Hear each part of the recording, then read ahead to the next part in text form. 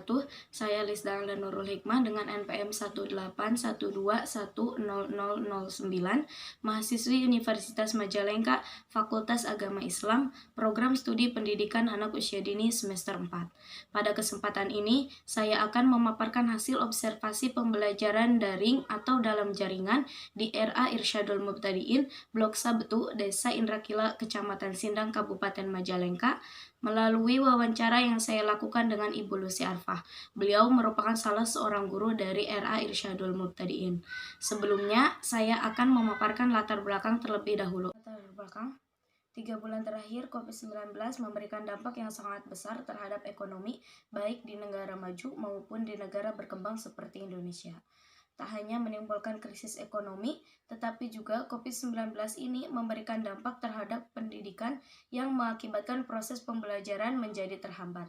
Seperti dilakukan oleh banyak negara untuk mencegah penularan virus corona di sekolah, Menteri Pendidikan dan Kebudayaan Republik Indonesia menerbitkan surat edaran bertanggal 24 Maret 2020 yang mengatur pelaksanaan pendidikan pada masa darurat penyebaran coronavirus. Kebijakan belajar dari rumah ini tepat untuk mencegah penyebaran COVID-19 di lingkungan sekolah. Ada 2 dampak bagi keberlangsungan pendidikan yang disebabkan oleh pandemi COVID-19. Pertama adalah dampak jangka pendek yang dirasakan oleh banyak keluarga di Indonesia, baik di kota maupun di desa. Di Indonesia, banyak keluarga yang kurang familiar melakukan sekolah di rumah. Bersekolah di rumah bagi keluarga Indonesia adalah kejutan besar, khususnya bagi produktivitas orang tua yang biasanya sibuk dengan pekerjaannya di luar rumah. Demikian juga dengan problem psikologis anak-anak peserta didik yang terbiasa belajar bertatap muka langsung dengan guru-guru mereka. Seluruh elemen pendidikan secara kehidupan sosial terpapar sakit karena COVID-19. Pelaksanaan pengajaran berlangsung dengan cara online. Proses ini berjalan pada skala yang belum pernah terukur dan teruji sebab belum pernah terjadi sebelumnya. Tak pelak di desa-desa terpencil yang berpenduduk usia sekolah sangat padat menjadi serba kebingungan sebab keterbatasan pengetahuan mengenai teknologi dan kurangnya akses internet merupakan masalah utama yang berdampak pada kurang efektifnya pembelajaran secara online. Kedua adalah dampak jangka panjang. Banyak kelompok masyarakat di Indonesia yang akan terpapar dampak jangka panjang dari COVID-19 ini. Dampak pendidikan dari sisi waktu jangka panjang adalah aspek keadilan dan peningkatan ketidaksetaraan antar kelompok masyarakat dan antar daerah di Indonesia.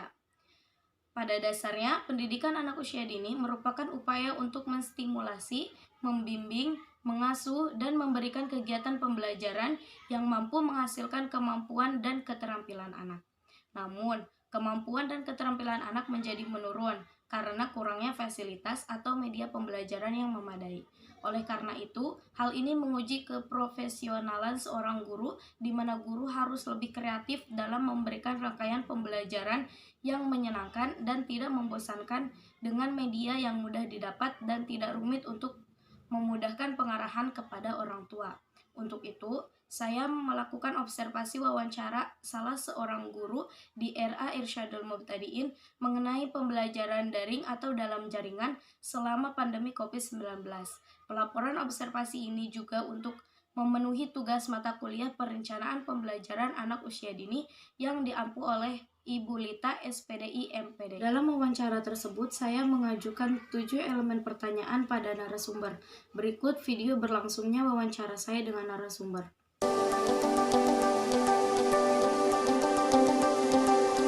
Pada kesempatan ini, saya akan mewawancarai guru pendidikan anak usia dini, yaitu Ibu Lucy Arfah. Beliau merupakan guru pendidikan anak usia dini di RA Irsyadul Mubtadiin. Di sini kami akan membahas mengenai pembelajaran daring atau dalam jaringan. Baik, dalam masa pandemi COVID-19 ini, pemerintah mengharuskan kita bekerja dari rumah atau work from home, di mana tidak hanya pekerjaan yang dilaksanakan di rumah, tetapi juga menyangkut pendidikan. Oleh karena itu, siswa harus melaksanakan pembelajaran di rumah. Mana nih para guru di era Irsyadul Mubtadiin ini menyikapi pandemi COVID-19 terhadap pembelajaran anak? Dengan adanya pandemi COVID-19 ini memberikan dampak yang sangat luar biasa besar pada semua orang, dari mulai perubahan kehidupan, menurunnya ekonomi, dan sampai pada perubahan kebijakan pendidikan ya Bu. Mengenai pendidikan, pemerintah mengeluarkan kebijakan melalui surat edaran yang berisikan setiap orang diharuskan diam di rumah atau melakukan segala kegiatan baik pekerjaan maupun pembelajaran di rumah, di mana siswa atau mahasiswa diharuskan belajar dari rumah dengan cara pembelajaran daring atau dalam jaringan ya Bu.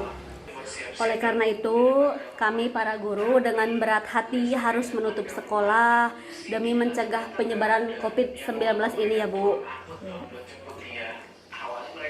Tetapi walaupun sekolah ditutup, kami para guru tetap memberikan rangkaian pembelajaran kepada anak melalui bimbingan orang tua. Di sini walaupun dalam masa pandemi COVID-19 ini, guru harus tetap memberikan Rangkaian pembelajaran.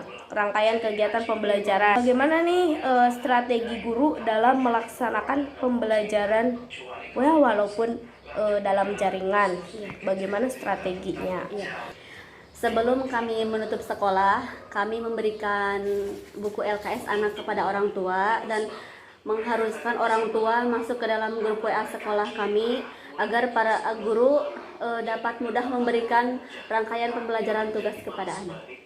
Metode pembelajaran ini merupakan metode pemberian tugas di mana kami para guru memberikan tugas kegiatan harian melalui WhatsApp group dengan cara memberikan rangkaian kegiatan harian, kemudian guru membuat contoh kegiatan melalui pesan suara, foto, video gambar yang bisa memudahkan orang tua dalam memahami materi pembelajaran seperti itu.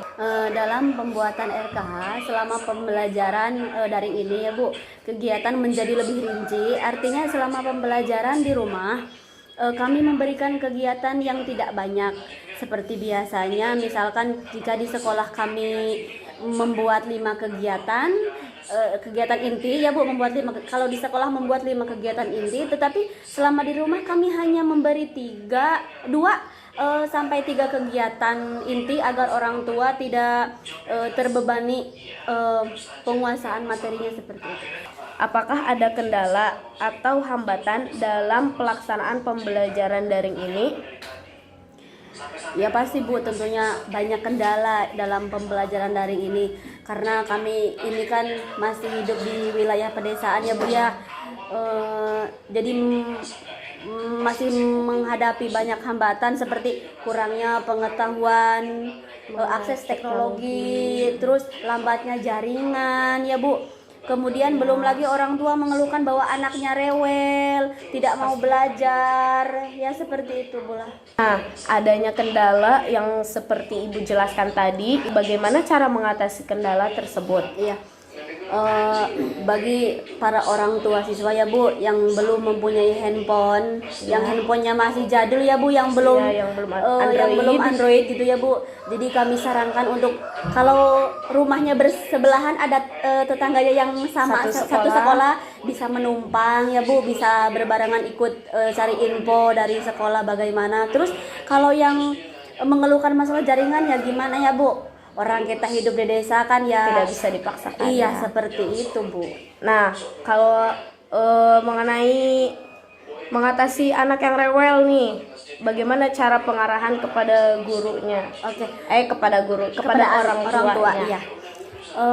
Kami mencoba mengarahkan kepada orang tua agar lebih bersabar ya Bu dalam mendampingi anaknya belajar di rumah, karena kegiatan pembelajaran anak usia dini itu dilakukan dengan cara bermain sambil belajar. Jadi tidak monoton belajar aja, harus ada selingannya bermain ya Bu. Iya. Yang artinya kegiatan tersebut harus tanpa paksaan dan tekanan terhadap anak. Iya, Bu. Artinya kita maksudnya orang tua harus lebih bersabar membimbing pembelajaran anak. Tentunya harus dengan penuh kasih sayang, Bu. Jangan dimarahi terus anaknya ya. Misalkan anaknya ayo belajar, nggak mau belajar karena rewel, terus dia ibunya marahin dulu supaya anaknya mau belajar. Tentunya tidak boleh seperti itu ya, Bu. Harus dengan penuh kasih sayang, Membujuknya dengan dengan baik-baik, dengan rayuan semanis apapun supaya anaknya mau belajar. Jangan dimarah, tanpa dimarah. Ya, Menurut saya pembelajaran daring ini masih belum efektif ya, Bu. Tetapi kami para guru mencoba seefisien mungkin agar pembelajaran tetap berjalan walaupun seadanya gitu, Bu.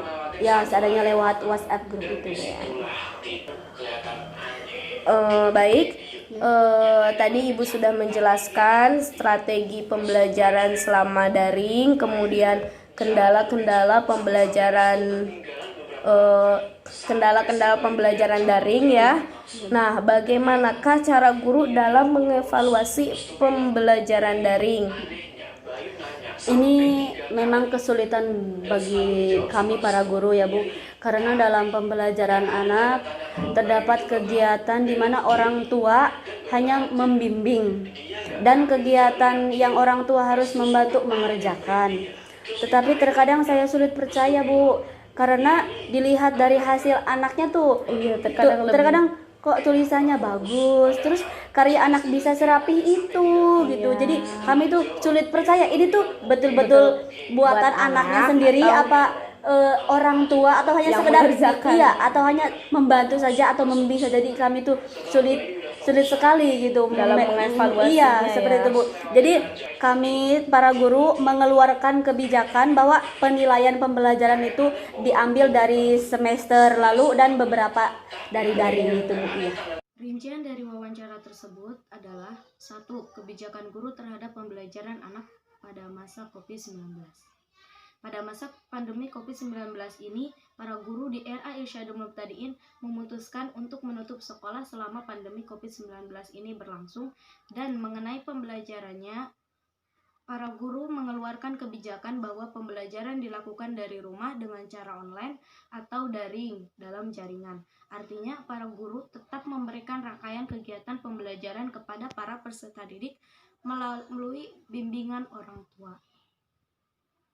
2. Strategi guru dalam pelaksanaan pembelajaran daring.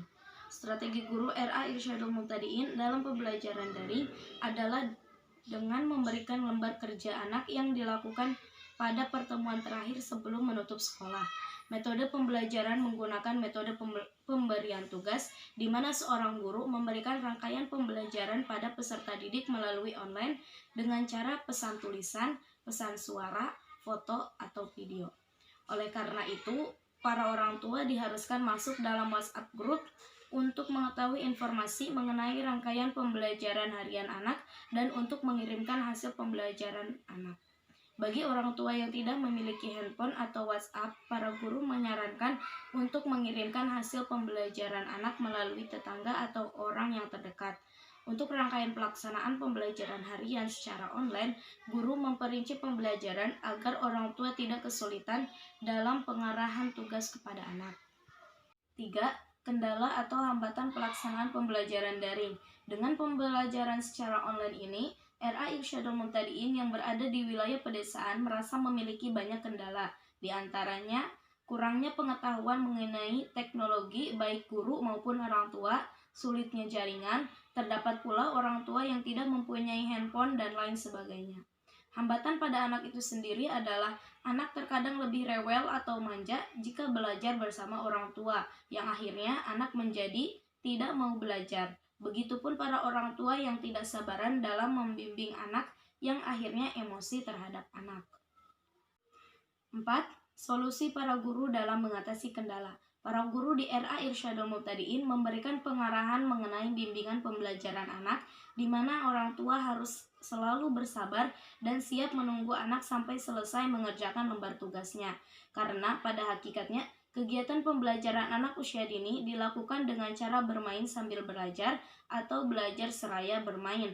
Oleh karena itu, orang tua harus lebih bersabar dalam menghadapinya, dan bagi para orang tua yang tidak memiliki handphone atau via WhatsApp, diharapkan menumpang pada tetangga yang terdekat dan satu sekolah.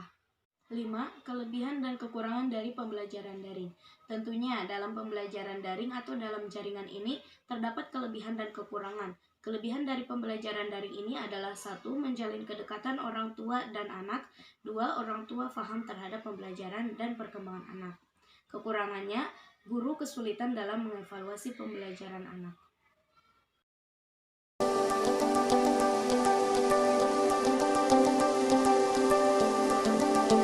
Pandemi COVID-19 telah merubah proses pembelajaran yang biasanya dilakukan dengan tatap muka. Guru dan murid secara langsung harus berubah menjadi pembelajaran jarak jauh atau secara online. Mau tidak mau, guru menghadapi tantangan yang baru agar lebih meningkatkan kemampuan dalam hal pembelajaran secara online, namun tetap dapat memenuhi standar kurikulum sesuai kompetensi yang akan dicapai. Orang tua juga lebih proaktif dan melek informasi dari sekolah maupun perkembangan informasi terkini mengenai pembelajaran daring. Dalam kegiatan pembelajaran dengan daring, diharapkan guru dan orang tua bekerja sama agar tujuan pembelajaran dapat dicapai secara optimal.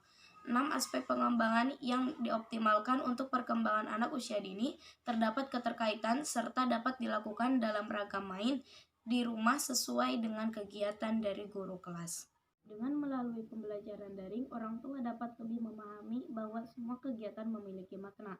Guru dan orang tua harus selalu berusaha mengetahui dan menggali konsep-konsep yang telah dimiliki anak dan membantu memandukannya secara harmonis.